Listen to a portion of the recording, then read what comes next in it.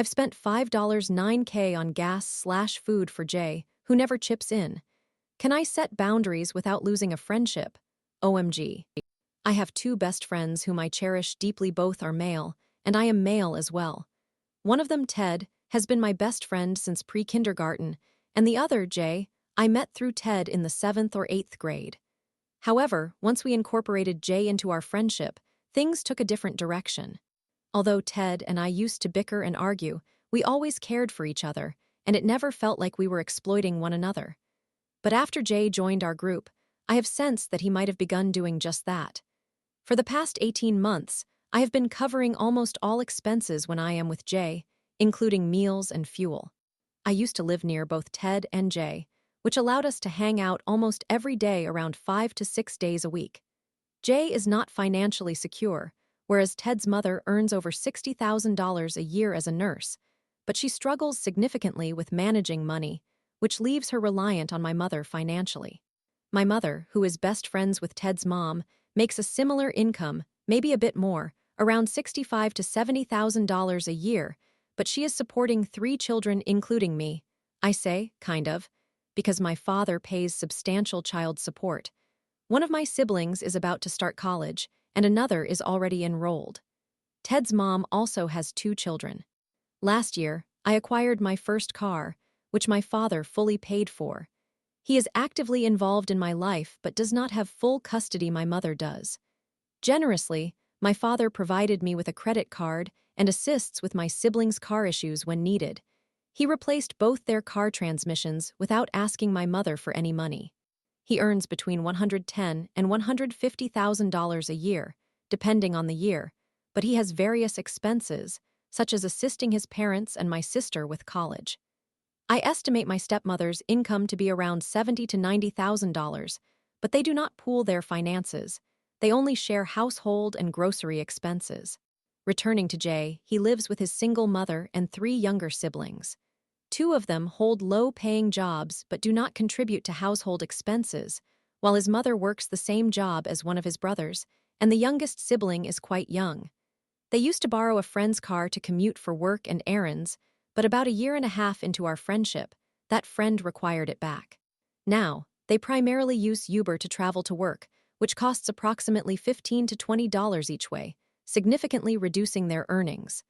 Occasionally, I provide rides for Jay's mother and brother if I am nearby, and occasionally his sister too, if I have time or am with Jay. You might have surmised this, but Jay does not own a car or have a job, which is worth noting. Jay and I often spend time driving around, not accomplishing anything significant, but it leads to substantial gas expenses for me. Jay very rarely contributes, probably only 1 to 2% of the time. As we are out all day, we tend to get hungry, and I end up paying for our meals. I cannot just eat in front of him, especially since he has limited food at his home. I'm simply not that kind of person. The residence he lives in is reasonable. It is a decent 3-bedroom, 1-bath duplex, but inside it resembles just a short hallway with a kitchen and living room. Frankly, I do not understand how his mother manages to afford it since her pay is likely between $15 to $20 per hour. However, she struggles to cover basic expenses and sometimes has utilities shut off. For more than a year, Jay had no personal funds, so recently, we began selling cannabis cartridges, and with Ted's financial assistance, he would contribute towards expenses like fuel and food during our outings. Though I rarely pressed him for contributions, especially since Jay often neglected to pitch in, I didn't want to appear selfish. When asked to share, Jay would respond, "You have an infinite card for that. There is no way you are making me pay now," claiming that once we began making money, I started requesting it, yet when we weren't making anything, I never asked for his help. Although I understood that Jay might need his share for his family, I estimate I have spent around $5,000 to $9,000, possibly more, on fuel and food over the last year. Ted does not eat out much when we go out, likely to save me money, and also because he is trying to lose weight, both of which could influence his choices. Conversely, Jay consistently selects meals at the same price point or sometimes more than mine. If Ted does dine out, it is usually from the dollar menu where he spends around $3 to $5, and he often offers to reimburse me. Typically, I decline. Jay believes my dad is extremely wealthy, which he is stable, but calling him rich is an exaggeration. Initially, Jay hesitated to go out to eat, possibly because he assumed he would need to finance part or all of it. However, I insisted on covering the cost since I was hungry. Now that he understands I won't expect contribution for meals, it feels like he anticipates that I will pay every time. If we are near his home, he often requests that I purchase food for his younger siblings or his brother, particularly when his brother is around. It is often his brother who asks me for food for the siblings, but Jay is culpable as well. I feel exploited, yet I do not want to be unkind or let them go hungry, so I continually agree. Whenever I acquire nicotine or cannabis, Jay asks if I can also procure something for him. Occasionally I decline, but it is infrequent. If I am running errands near his home, about a 15-minute drive from my mother's place, I usually invite him for company, but he generally requests something in return, such as food or nicotine. He frequently asks Ted for $5 to $10 now and then. I recently moved in with my father due to my mother's verbal and minor physical abuse. My father's home is an hour from my school, so I am incurring significantly higher expenses for gas and food. I have limited my visits with Ted and Jay to weekends due to the lengthy commute after school, yet the fuel expense remains steep, ranging from $70 to $150 weekly, depending on whether I see Ted or Jay, and the cost of daily meals since I live far from school adds up without me covering Jay and Ted's outings. I feel Jay is taking advantage of my generosity, knowing I will say yes. I want to decrease my spending and see how he reacts, whether he will regard me differently or even cut me off since I am no longer of use to him. Considering my credit card is intended for my needs rather than supporting another family, I do not believe it is fair for my father to be so giving to so many people. Jay is a thoughtful friend. He usually checks in on me and inquires how I am doing. However, at times it seems as though he is using me, particularly when he asks either me or Ted for rides just to smoke most of the time. Jay typically contacts me when Ted cannot pick him up or when he suspects Ted is slowing him down, or whatever term he uses. He will say things like, "I know Ted is ignoring me," which might be valid since I believe Ted is starting to recognize Jay's behavior. Ted always has cannabis at his home, and there have been only 1 or 2 occasions when he has run out. Jay, at times, asks if he can stay over at Ted's for several days. Although Jay and I, never assert that it's solely for cannabis, I am aware that I too am guilty of visiting just to smoke. It's not that I don't want to spend time with Ted, I do enjoy it. However, since smoking tends to dominate our time there, combined with playing video games as teenage boys with limited options, we sometimes also play basketball. Jay is homeschooled, while Ted and I attend school. Ted isn't mentioned as frequently because he prefers not to waste time driving around aimlessly and spending money with me and Jay. He favors more productive activities, like playing basketball or engaging in worthwhile endeavors, which I completely understand. If we do go play basketball, Jay and I often become bored within an hour and retreat to the car to smoke or something similar. After smoking, we usually get hungry again, prompting us to purchase food, which I once more pay for. During our hangouts, Ted typically orders something small and inexpensive, while Jay and I go for full meals, leaving me as the one financing the outings. Although Ted offers to repay me, as I mentioned earlier, Jay never does.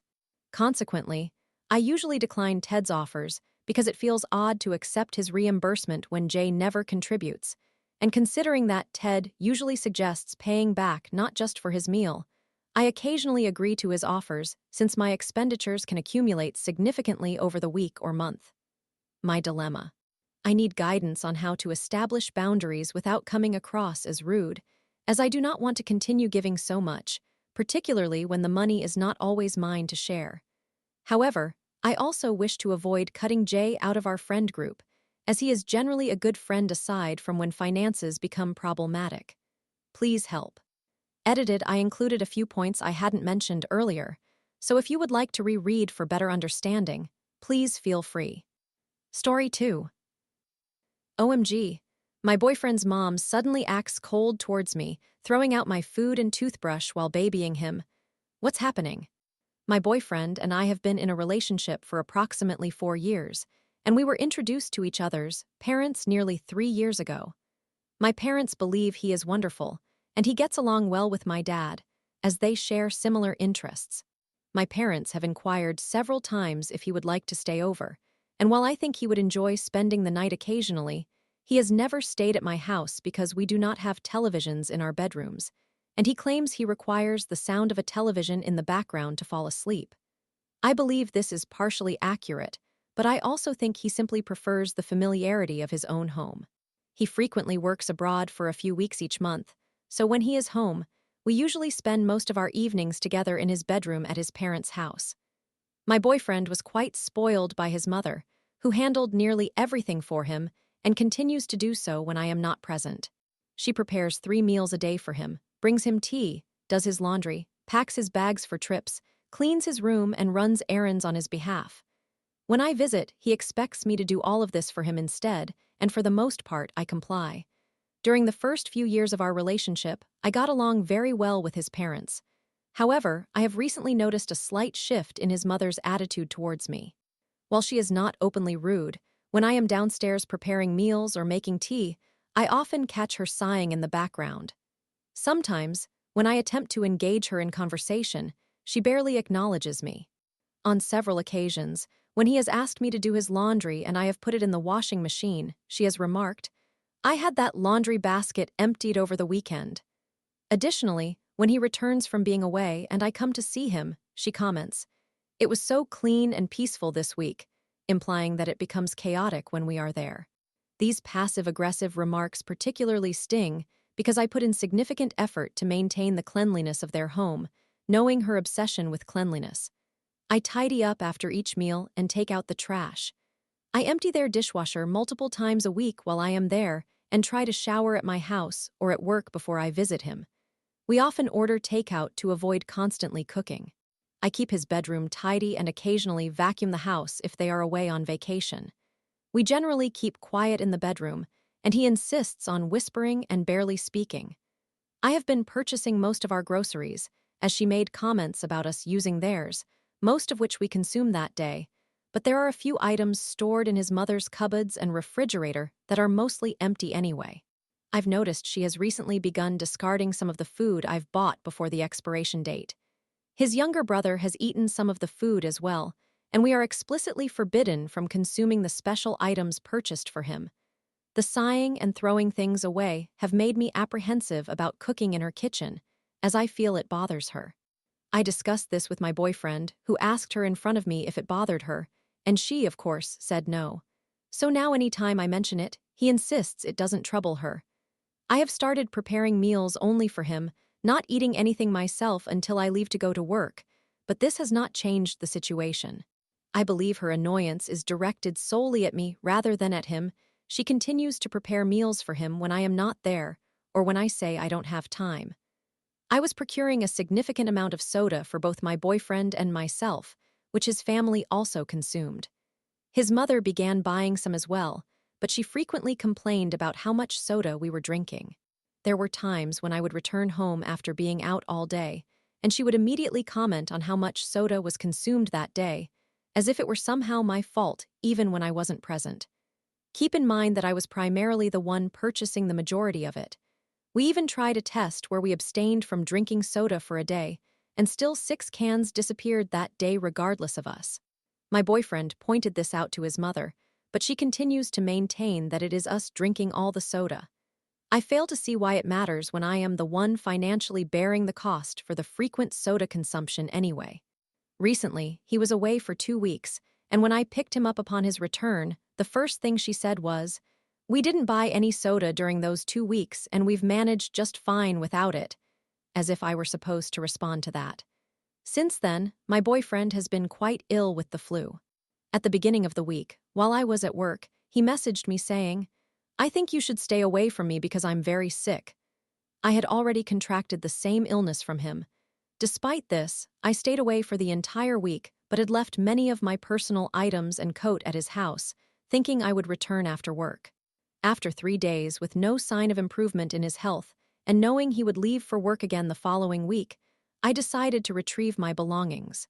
When I arrived at his house, his stepfather was very courteous, and I engaged in polite conversation with both parents, although his mother seemed disinterested.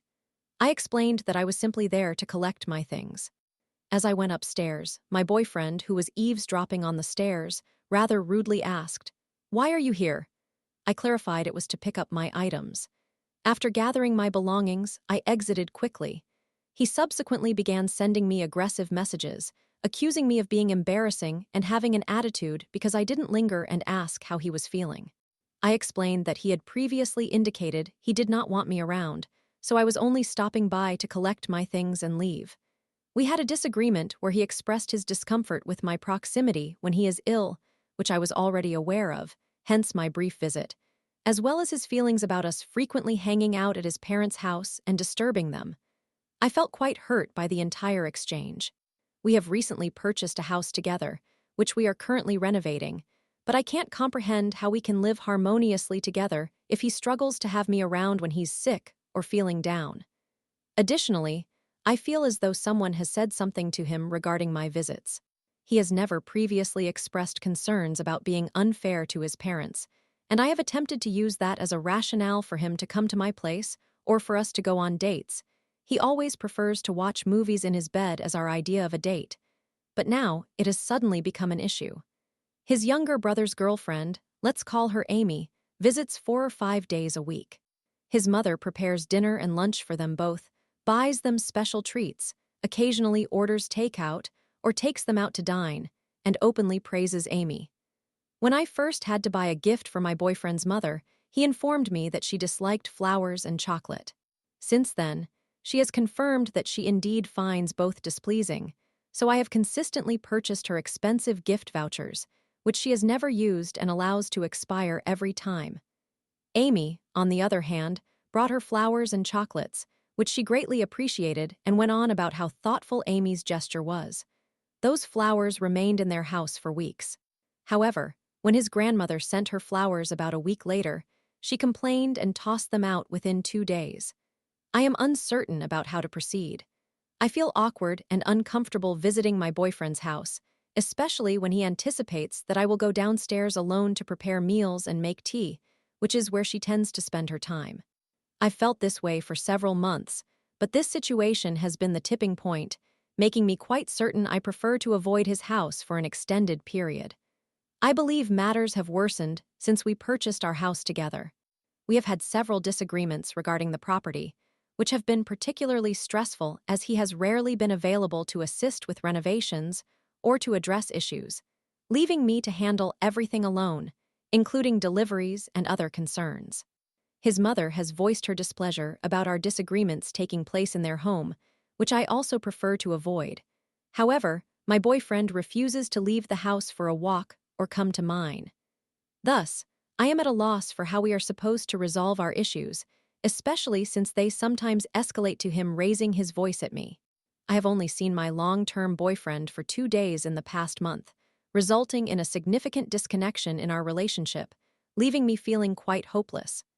I prefer discussing issues face-to-face, but he has made no plans to meet, and I no longer feel comfortable visiting his house, nor has he invited me over, as it seems I am no longer welcome there. Our house is not remotely ready for us to move in, and will remain that way for several months to come. I am unsure of what I did to change his mother's perception of me.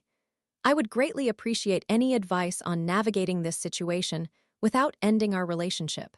I am uncertain if I am being overly suspicious and anxious, which is a tendency of mine, and possibly exaggerating something that is not significant. I should note that my boyfriend does occasionally do things for me, although it may not equate to a 50-50 split regarding chores. We also do not split expenses evenly, as he contributes larger amounts toward various costs. Additionally, his mother has thrown out my toothbrush. Story 3.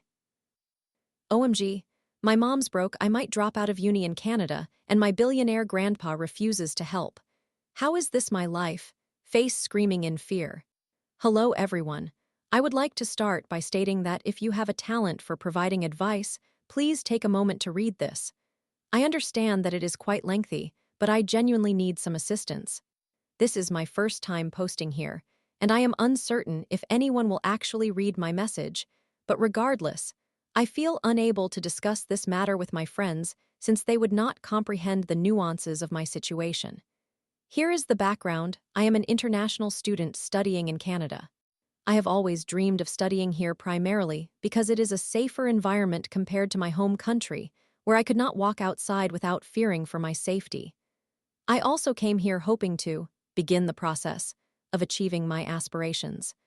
I arrived 2 years ago, and the first harsh truth I encountered was that everything is incredibly expensive, especially education. As an international student, the tuition fees are so exorbitant that it feels almost outrageous. At my university, the tuition fees for international students for one semester, around 4 months, total CAD 12,000, while they are approximately CAD 6,000 for French citizens and about CAD 3,000 for Canadian citizens. Initially, I felt this was somewhat unjust, but I realized there was nothing I could do about it, so I moved on. I come from a family with modest financial means. On a scale from wealthy to impoverished, we were positioned in the middle, as my parents managed to afford private school for me in my home country. However, over time, my parents' financial situation deteriorated significantly. Their marriage has been a tumultuous mess for a long time, primarily due to financial issues and various other complicated matters that would take too long to detail. To be candid, my mother's life has been miserable because of my inadequate father, whom I despise wholeheartedly. Throughout my life, my parents maintained a 50-50 arrangement regarding expenses, or at least that was the initial agreement. However, since 2018, it has seemed more like 80-20, with my mother contributing the majority. My mother has made several mistakes in her life that led to her current circumstances, the most significant being her marriage to my father. Another major mistake was working in my grandfather's law office. My mother similarly chose this career path and became a lawyer. He persuaded her to work for him and essentially exploited her, compensating her poorly for many years. The cruelest aspect is that she turned down the best opportunity of her life, which was to work in another lawyer's office, a friend of my grandfather's with a successful business, because she did not want to hurt her father's feelings. She also had to endure the harshness of my father's family, particularly her mother-in-law, my grandmother, who are all pitiful excuses for human beings. This negative environment likely contributed to my father's unkind nature. Why did my mother not divorce him? She stated it was for the sake of my siblings and me. I suspect it also stemmed from her pride, as my grandfather disapproved of their marriage and had advised her not to marry him initially. Perhaps for her, divorce would have felt like conceding to my grandfather's opinion. I am unsure. In any case, my mother has had a tough life overall, but I hold great admiration for her, as I cannot imagine how I would have coped in her situation. Now, returning to the present. I am nearly 20 and find myself in a predicament where my mother, who is my sole provider at this point, is unable to cover my tuition fees. My father is also financially constrained, having inexplicably decided to close his dental practice in 2020 during the COVID-19 pandemic without making any contingency plans, and has since chosen to remain idle at home. He insists he cannot find another job and had no alternative but to shut down his business, but we know that he is not actively searching for solutions and is merely pretending to do so. Since then, my mother has been the only provider for my twin brother and me. I have an older sister, but she is financially independent. My father has since found employment, or so I believe. He is always vague about his situation, but the pay is meager. As my mother is an independent lawyer, she lacks a steady monthly salary. Given this and the fact that both my twin brother and I are studying abroad simultaneously, my mother faces the burden of 2 tuition fees concurrently, placing her in a dire situation. She is heavily in debt, and her business is struggling significantly. I currently have a job to assist her with my rent and food expenses, but I can only manage 2 shifts per week as I am pursuing a degree in mathematics and economics and taking 4 classes this semester, which involves a substantial workload. I earn around CAD 600 monthly, which is insufficient. My rent costs CAD 900. My brother refuses to work, claiming that his studies are too challenging and that he lacks the time. He is studying engineering in Switzerland, and while I cannot blame him because the program he is enrolled in and the school he attends are known to be highly demanding, It does add to our family's financial strain.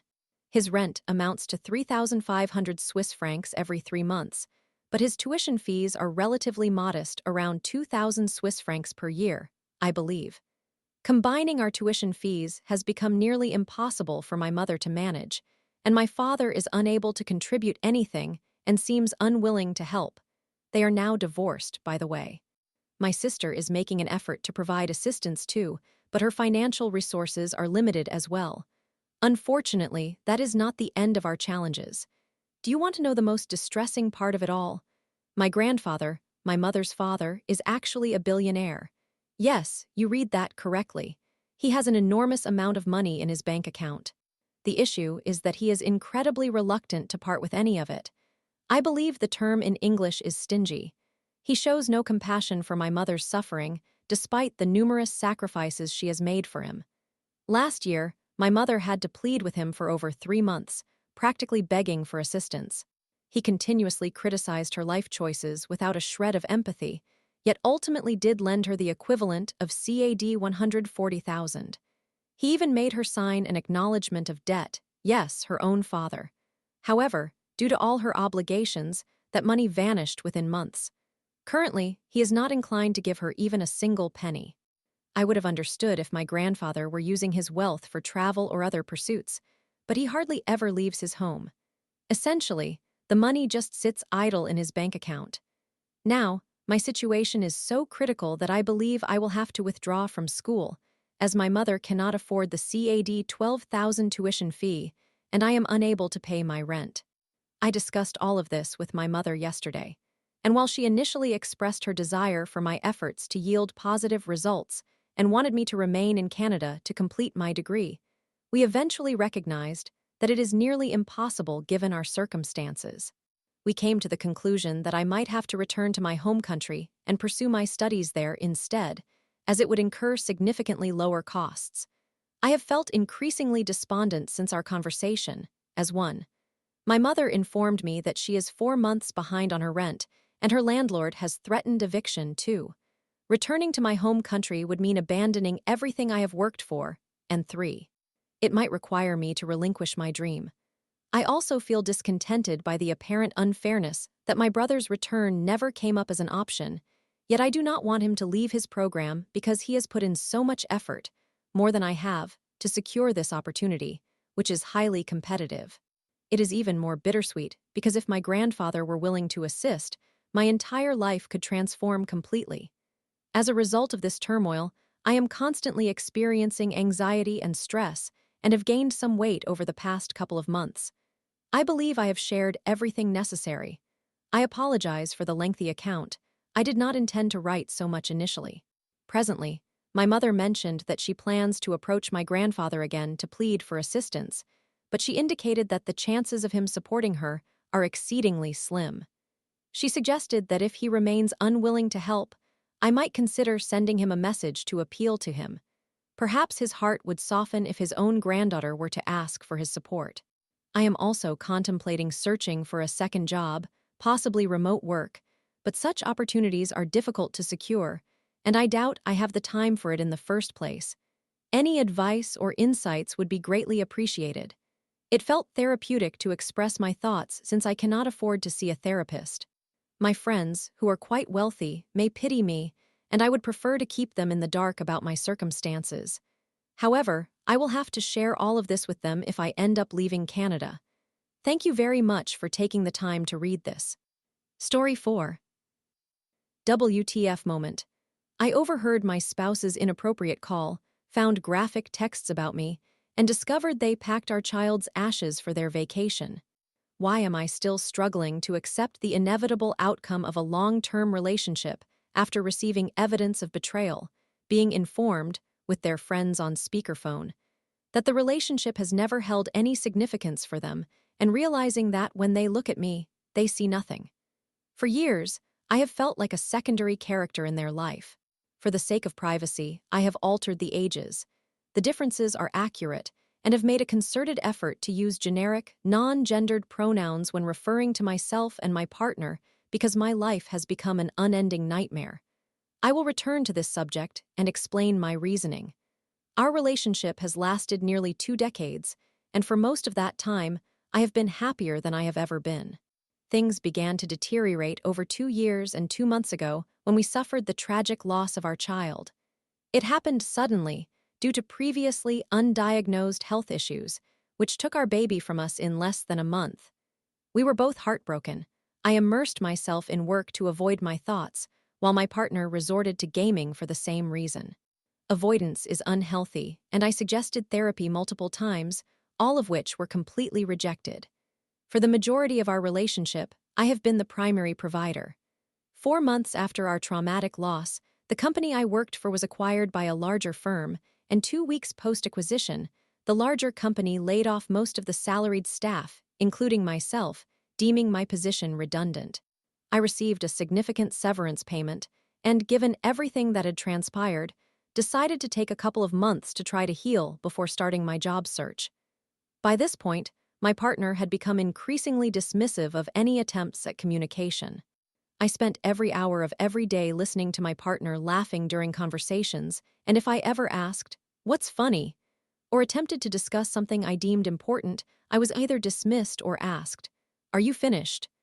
I withdrew into my own miserable thoughts, feeling as if I had lost everything I ever valued, yet I persevered. As the months passed in silence, interrupted only by hours of giggles each day, it became clear that I needed to begin my job hunt. This turned out to be far more challenging than I had anticipated and prolonged well beyond the life of our savings and my severance. I took a night job to stop the financial drain.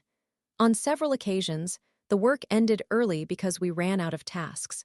On my first night home early, I could hear my partner talking to someone on speakerphone. Usually, I wouldn't think twice about it, but considering it was 6 to 8 hours past their usual bedtime, my concern grew. I listened for a moment and realized they were conversing with someone of the opposite sex, and the conversation had taken a sexual turn. At that point, I made my presence known, prompting the call to end abruptly, without any "goodbye" or "talk to you later," just a click. It was a significant red flag, but again, we've been together for many years. The next occasion I stumbled upon a conversation, it was explicitly sexual. I turned on the lights and walked away silently, as I was too hurt to speak. The following day, the explanation I received was, "I was extremely drunk, and the conversation wasn't what you think it was." Again, with someone of the opposite gender. Fast forward to my birthday, a significant milestone, occurring just days after the first anniversary of losing our child. A couple of days prior, I received 25 to 30 screenshots from an anonymous number, showing conversations between my partner and someone of the opposite sex. They were extremely graphic, inappropriate, and included many derogatory comments about me, referencing my name and plotting to lure me to bed early so they could speak privately. I still did not confront them directly, as I struggle with confrontation and expressing my feelings. Instead, I began quoting excerpts from the screenshots in messages to my partner. It took until my birthday for them to realize I knew far more than I had let on. That evening, my partner came downstairs on speakerphone with a friend and began interrogating me about my knowledge. I played ignorant and honestly found enjoyment in the stress it caused them to try to discern my level of awareness. When they realized they were not getting additional information from me, they retreated upstairs. After an hour, I went up to check if they were all right. They were still on the call with their friend. No sooner had I asked them to hang up for a private conversation than I was assaulted with the most hurtful words anyone has ever spoken to me. A person who has known you for nearly 20 years understands your vulnerabilities and insecurities, and they used them all to tell me how I had not mattered to them since the beginning and how they perceive nothing when looking at me. I suspect the reason for the anonymous individual on the other end was to witness my reaction, which was apparently expected to be devastating. Instead, I merely broke down in tears, apologized for disappointing them, and retreated to the spare bedroom to process the emotional impact of the exchange. They later expressed regret and said they hadn't meant it, then went to bed as usual, still engaged in the same phone conversation. Since that incident, I have received numerous calls from unknown numbers, but recently I did answer one. The caller asked, "Has XXXX left you yet?" I have deleted all my social media accounts, as I suspect my partner has their friends watching everything I do and say. I now feel too anxious to share this post for fear of facing further harassment. I have felt completely isolated in my own mind for what seems like an eternity. My anxiety is overwhelming, and I often overthink situations without having anything else to occupy my mind.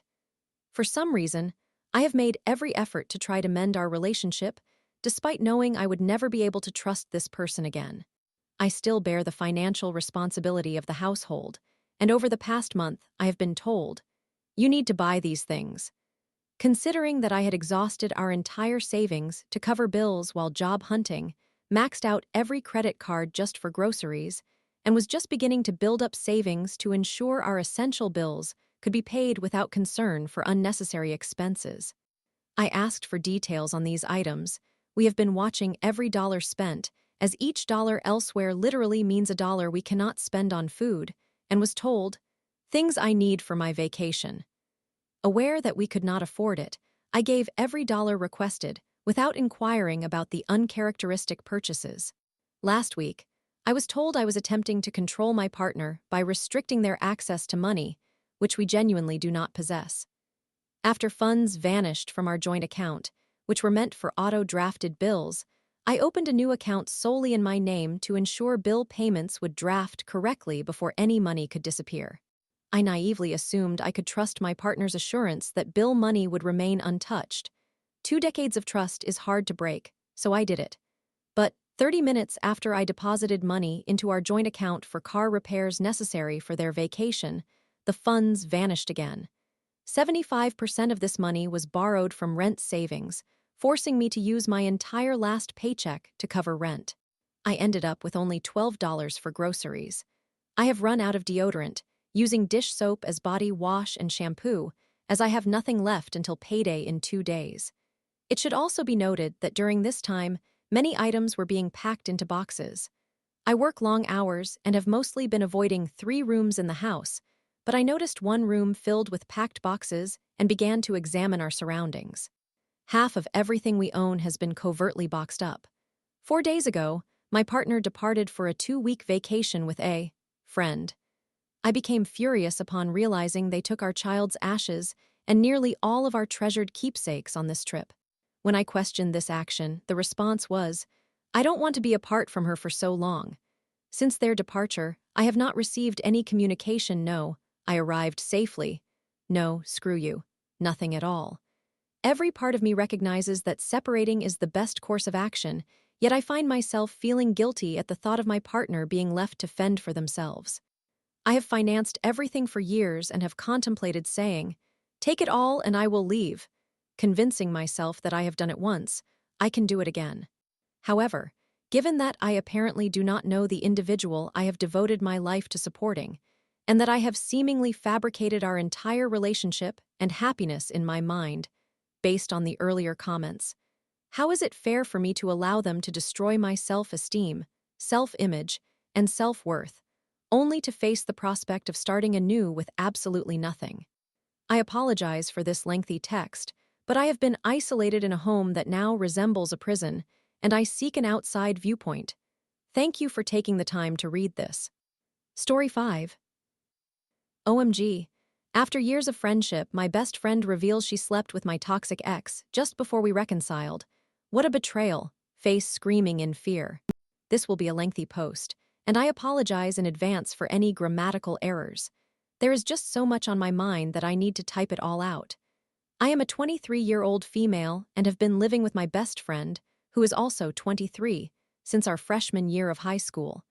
We have maintained our friendship for approximately 7 to 8 years and have shared a living space for around 5 of those years. Throughout our friendship, we experienced one significant falling out. When I was 17, I was involved with a toxic individual.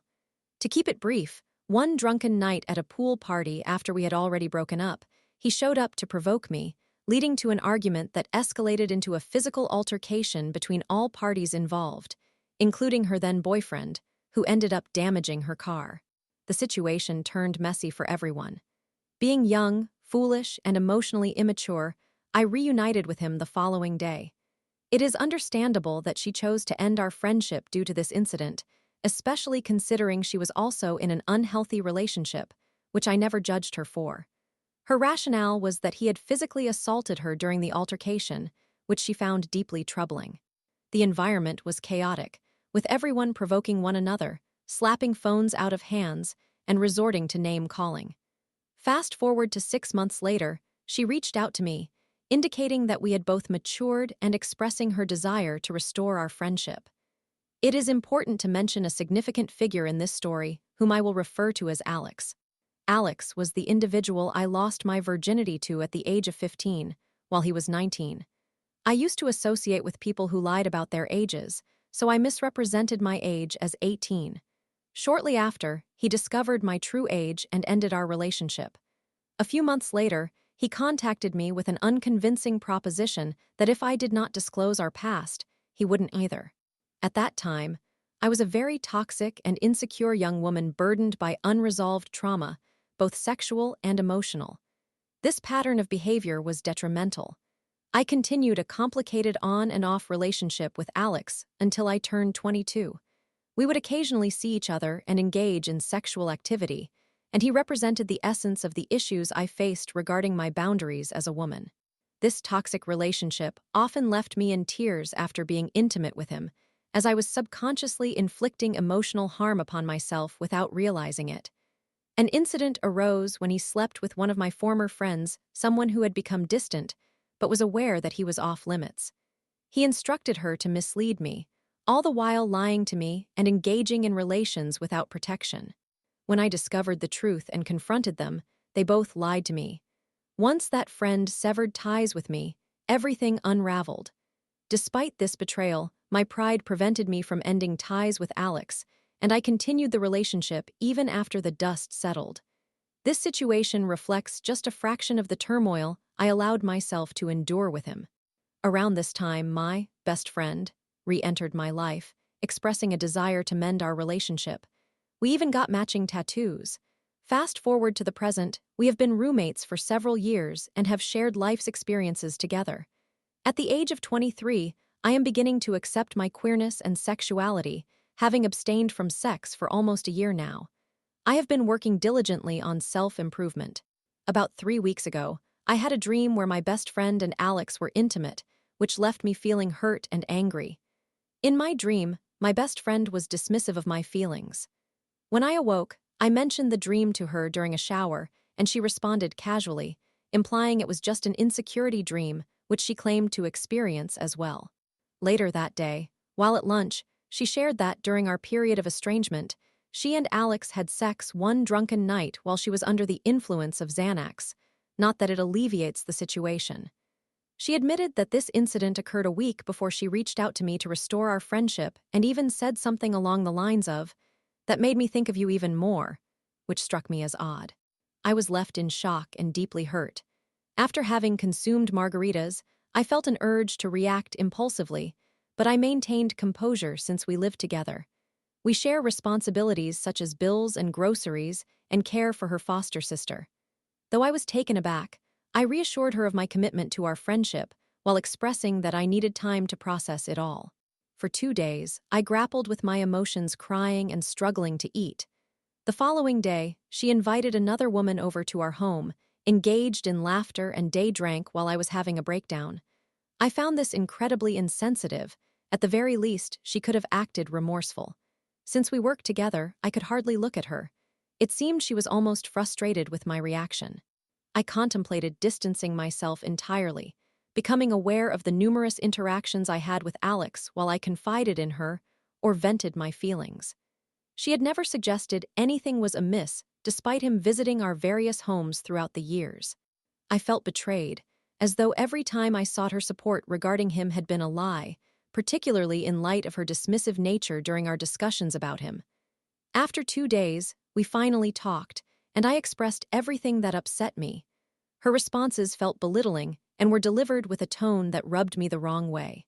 I emphasized that most distressing to me was the deception and her awareness of my ongoing relationship with him while still inviting him into our shared living space. I noted that had I known, I would have never engaged with him again, instead enduring repeated violations while remaining oblivious. My experience of being taken advantage of felt much more significant than her motivation to mislead me to protect her own interests. Her justifications centered around the belief that, even if I had known, I would have continued to be involved with him, which baffled me. She attempted to downplay her evasion of responsibility.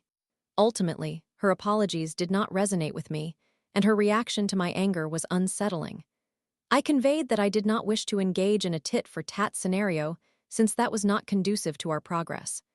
I attempted to dismiss the issue, thinking that perhaps trying to be mature and overcoming this situation would be best because my life has been profoundly intertwined with hers. Approximately 2 weeks later, after a night out, we had another disagreement because I was not feeling well and did not want to go to Waffle House. I sought a compromise, as I was still hungry but genuinely unwell, which led to another argument.